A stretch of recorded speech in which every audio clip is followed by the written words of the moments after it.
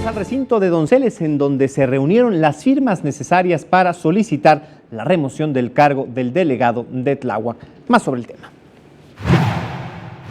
El diputado Mauricio Toledo entregó al presidente de la Comisión Jurisdiccional de la Asamblea Legislativa, Armando López Campa, 23 firmas de legisladores que solicitan inicien los trabajos de dicho cuerpo legislativo para analizar la remoción al cargo del delegado en Tláhuac, Rigoberto Salgado. Toledo adelantó que solicitará la comparecencia del titular de la Procuraduría de Justicia Capitalina, Edmundo Garrido, para que complemente la investigación que realizarán como legisladores. Que venga el procurador, que venga una serie de instancias, por ejemplo, funcionarios que están en la delegación Tláhuac, porque ellos nos tienen que decir, pues la relación, si conocían al jefe delegacional, si firmaron el nombramiento, pues nos tendrán que decir, o alguien lo firmó por casualidad, de tal manera que lo tienen que esclarecer.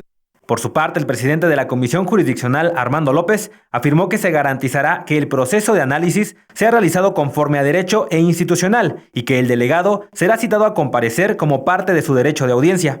Para que él pueda comparecer ante los integrantes de la comisión y además pueda entregar para controvertir todos estos documentos que están aquí, que él tenga el derecho suficiente para controvertir todo lo que aquí y a su derecho convenga.